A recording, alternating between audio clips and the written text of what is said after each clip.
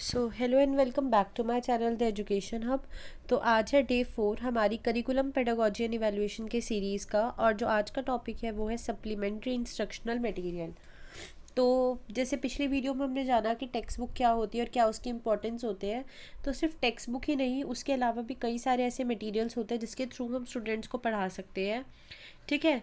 तो उनके बारे में अब हम बात करेंगे। तो सबसे पहला सप्लीमेंट्री इंस्ट्रक्शनल मटेरियल है रेफरेंस बुक। देखिए, सप्लीमेंट्री का क्या मतलब होता है। सप्लीमेंट्री मीन्स जो हमें सपोर्ट प्रोवाइड करे, हमारी लर्निंग को और इन्हांस करे। तो उस लर्निंग को हमारी इन्हांस कौन कर सकता है? फर्स्ट है हमारा रेफरेंस बुक। रेफरेंस बुक होती है कि जो अलग अलग बुक्स हमारी मेन बुक के अलावा, जैसे डिक्शनरी हो गई, डायरेक्टरी हो गई, ठीक है, या फिर कोई और बुक हो गई, नो 10 ईयर्स वगैरह जो आती है, मतलब सारी अपनी मेन बुक से अलावा जो बुक्स होती है वो भी रेफरेंस बुक के अंदर आती है। और इसमें टीचर्स यूज़ नहीं करती इन बुक को, टीचर्स इन बुक का यूज़ करके नहीं पढ़ाती। मे बी वो इनमें से टेस्ट दे सकती है, या उन्हें हेल्प करने के लिए स्टूडेंट्स को बोल सकती है कि आप इन बुक्स को अपनी हेल्प के लिए यूज़ कर सकते हो, लेकिन वो उन्हें डायरेक्ट नहीं पढ़ाती। ठीक है, तो बच्चे इसको यूज़ करते हैं और अपनी लर्निंग को और इन्हांस करते हैं।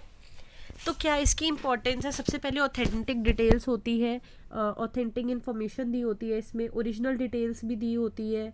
ठीक है, इसमें बच्चों को इन डेप्थ नॉलेज मिलती है। जो जैसे जो बच्चों की मेन टेक्स्ट बुक होती है उसमें ज़्यादा डेप्थ में इंफॉर्मेशन नहीं दी होती, तो उसकी जगह ये रेफरेंस बुक यूज़ कर सकते हैं। ठीक है, अपने एग्ज़ाम्स की प्रिपरेशन के लिए हम रेफरेंस बुक का यूज़ कर सकते हैं। बहुत सारी बुक्स आती है मार्केट में। ठीक है, फॉर टीचर अपडेटिंग, टीचर भी क्या कहते हैं, टेस्ट बनाने के लिए, अपने आप को अपडेट रखने के लिए, किसी टॉपिक पे फुल इन्फॉर्मेशन लेने के लिए इस बुक का यूज़ कर सकती है। और जो भी प्रैक्टिस चल रही है, जैसे टीचर ने कुछ टॉपिक्स का टेस्ट ले लिया, ठीक है, और वो चाहती है कि बच्चों की और इम्प्रूव हो प्रैक्टिस, तो वो इन बुक्स का यूज़ भी कर सकती है। ठीक है, अब नेक्स्ट होती है जिसमें मैंने भी आपको ये बता दिया। अब नेक्स्ट है हमारी जर्नल्स। देखिए, जर्नल्स क्या होती है। जर्नल्स जो होती है ये टाइम टू टाइम पब्लिश होती है। कभी कभी वीकली पब्लिश होती है, कभी ईयरली पब्लिश होती है, मंथली पब्लिश हो जाती है। ठीक है, इसमें अलग अलग जर्नल्स में क्या होता है कि डिटेल्स दी होती है कि इस वीक में हमने क्या किया, या क्या कहते हैं इस मंथ में हमने क्या किया। तो दो टाइप्स की जर्नल होती है, एक अकेडमिक जर्नल होती है और एक ट्रेड जर्नल होती है। अकेडमिक जर्नल में ये होता है आर्टिकल्स, वैसे आर्टिकल्स होते हैं जो हमारी स्टडीज़ से रिलेटेड हो। ठीक है, जैसे कि क्या www. अगर हम कुछ सर्च करते हैं तो वो भी जर्नल खुल के आता है। मतलब जो भी एक ऐसा मटेरियल जो वीकली, इस वीक में क्या हुआ है, इस मंथ में क्या हुआ है, उसके बारे में इसमें दिया होता है। और ट्रेड जर्नल में उन लोगों के लिए होता है जो ट्रेड वगैरह करते हैं, बिजनेस प्रोफेशन है उनका, उन सब के लिए होती है ट्रेड जर्नल। अब इसकी इंपॉर्टेंस क्या होती है जर्नल्स की? सबसे पहले नॉलेज ऑफ रिसर्च फाइंडिंग्स, हम और रिसर्च कर सकते हैं इन जर्नल्स का यूज़ करके। ठीक है, अपनी नॉलेज को अपडेट रख सकते हैं, और रिसर्च से इम्प्रूव होती है, हमें रिसर्च करना आता है। और ये एक इवैल्यूएशन का भी मेथड हो जाता है, ट्रस्टेड होता है ये। न्यू इसमें अपडेट होता रहता है, एड्स वगैरह आते हैं।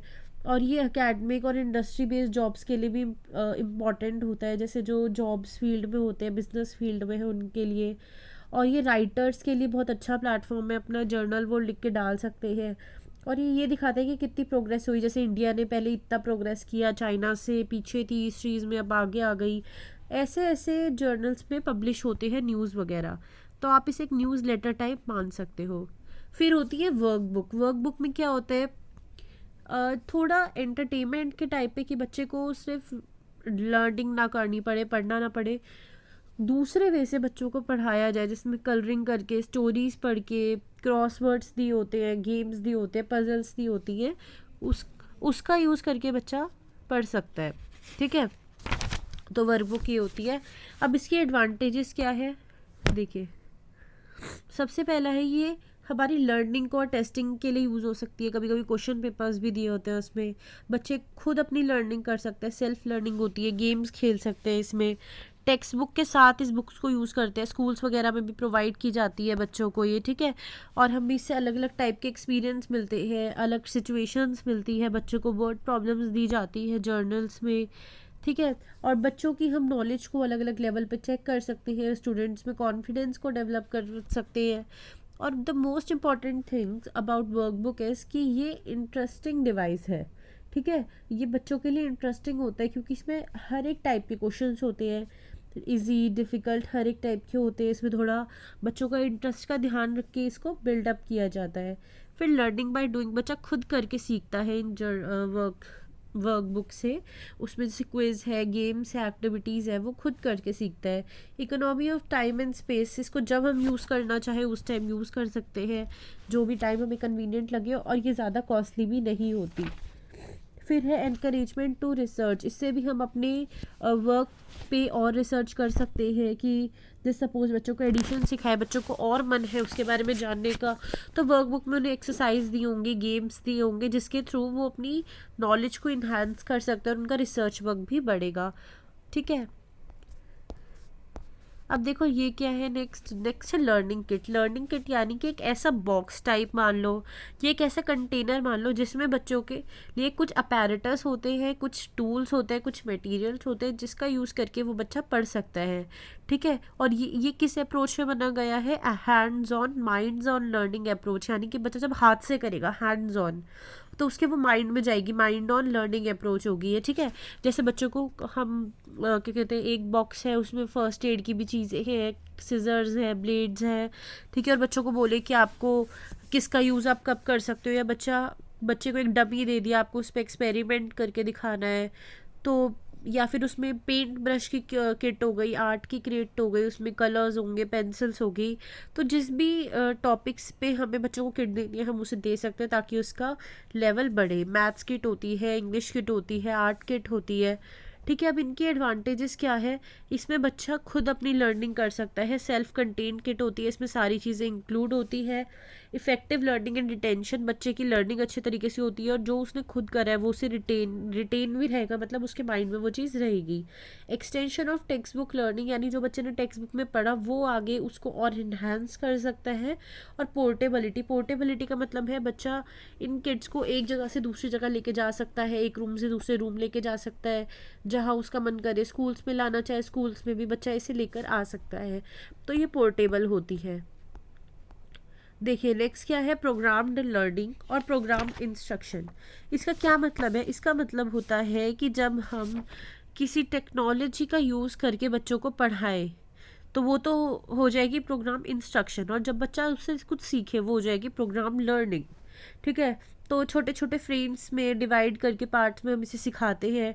जैसे कि बस हमें फ्रेम बना दिया, जैसे क्वेश्चन है आपको ऐड करना है, तो ऐड में पहले 2 नंबर्स लिए, फ्रेम्स डिवाइड करते हैं, टॉपिक्स डिवाइड करते हैं। जैसे कि एक एग्जांपल है, किसी नंबर का स्क्वायर करना है।